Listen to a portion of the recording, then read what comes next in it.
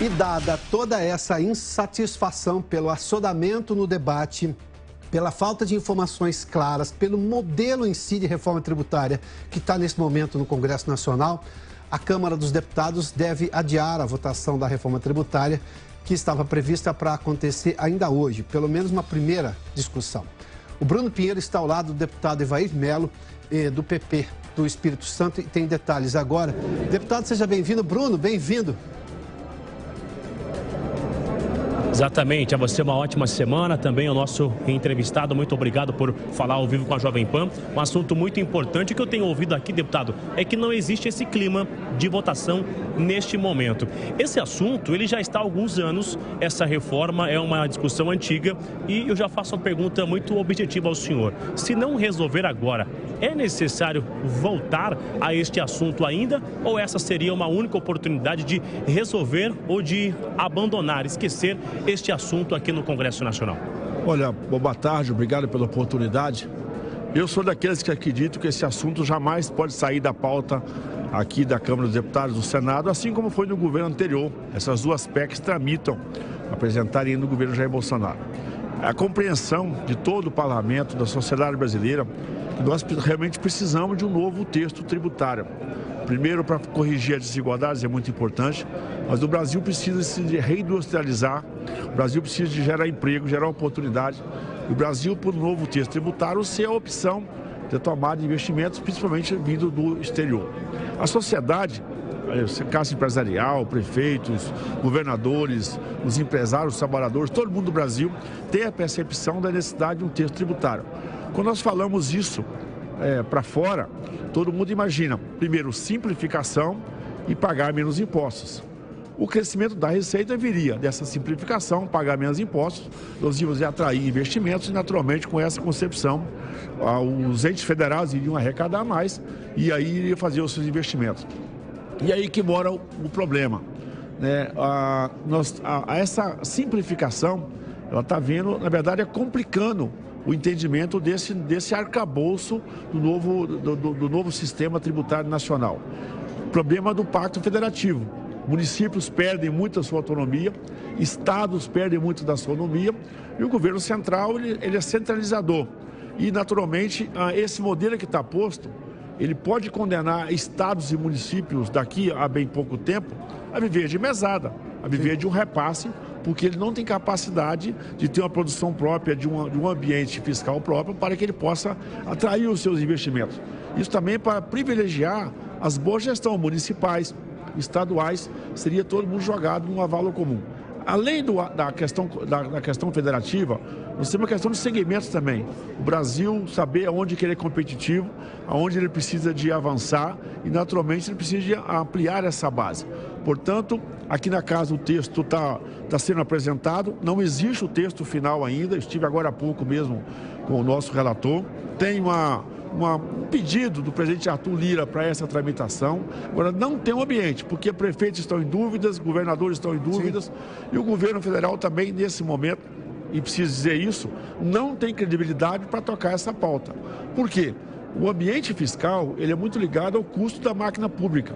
Nós pegamos desde a PEC emergencial ao arcabouço fiscal, que foi tirado da pauta, que hoje também o governo só sinaliza para o aumento das despesas. Ou seja, quem quer gastar mais também tem uma ânsia arrecadatória ainda maior, o que tira tira muita credibilidade do governo em conduzir essa pauta.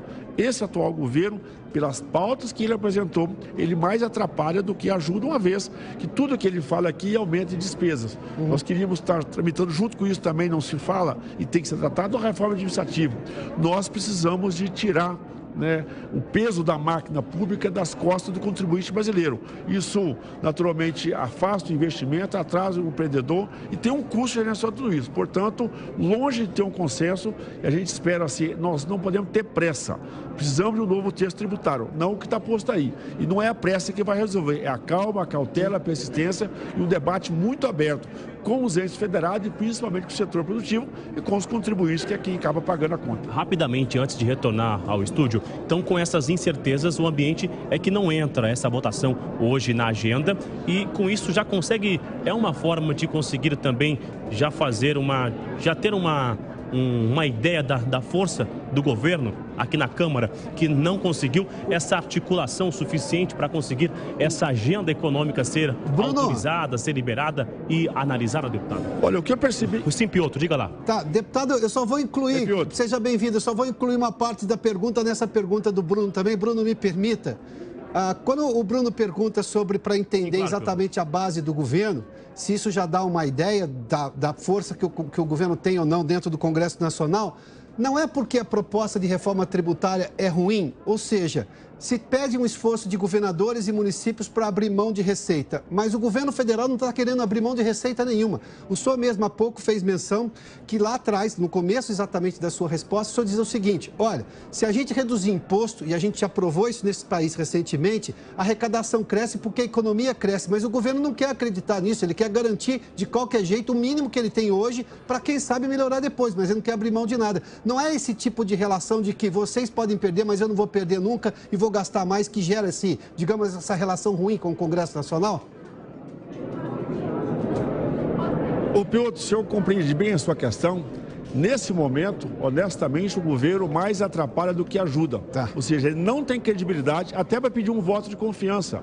As reformas que nós fizemos aqui na casa, eu trabalhei no governo Temer, no governo Bolsonaro, ou seja, o governo chamava para si a responsabilidade e tinha a confiança porque sabia que ele ia cumprir aquilo que se tratou. O governo, nesse momento, além de ter um estímulo só para as despesas, só fala nisso, você não vê o governo cortando da própria carne em nada, ele quer centralizar nele a arrecadação. Isso acaba atrapalhando muito. Isso mostra mais uma vez que não é escolhido ninguém. O governo não tem base aqui na casa. O governo tem um grupo de seguidores, mas longe de ter uma base sólida e orgânica, porque nem aqueles parlamentares que não são dos partidos de esquerda, mas partidos do centro ali, que às vezes caminham com o governo, estão com o pé atrás. Até porque o outro compromisso que o governo assumiu, ele não entregou. Então, nesse texto tributário, eu volto a dizer, a mobilização do governo, embora faça um discurso, chamar de bêbado com o delegado, de quem não quer se envolver muito, o governo não tem credibilidade para tratar essa pauta. Ela está muito pautada nessa orientação que o parlamento trabalha, o deputado Aguinaldo Ribeiro tem um prestígio aqui na casa pelo seu histórico, está conduzindo isso. Ele está se dedicando aos segmentos, aí vai ao supermercado, o setor da produção agropecuária, as nossas cooperativas, por exemplo, nós não abrimos mão, por exemplo, do nosso ato cooperativo, que é importante, porque o Brasil, você olha para o Brasil da organização econômica, os estados onde as cooperativas avançaram um pouco mais, são estados da melhor economia, do melhor arranjo econômico, da melhor desigualdade social, portanto, também é um modelo que tem que ser prestigiado, porque se você tem um ambiente econômico, que a sociedade cresce junto, interessa ao Estado. Ou seja, um Estado que se desenvolve, um município que se desenvolve, você precisa menos do governo. É isso que nós precisamos de fazer, é não achar que o governo vai resolver todos os nossos problemas. Nós precisamos de reindustrializar o país, atrair investimento, reduzir a carga tributária. Agora, para isso, é reduzir a despesa da máquina, tirar o Estado do cangote dos nossos empreendedores e dialogar com os nossos consumidores. Porque também, do outro lado, o governo tem que começar a entregar a saúde, começar a entregar a educação, porque não tem justificativa nenhuma. Eu pago o imposto para que o governo me entregue infraestrutura, saúde, educação e segurança, e não me entrega isso. Por que eu não quero pagar impostos e tributos? Porque o governo não entrega aquilo que prometeu. Então, o governo não tem credibilidade, a base está dissolvida aqui na casa, e, naturalmente, a complexidade do texto, nesse momento, ainda não dá condições para que possa ser apresentado em plenário.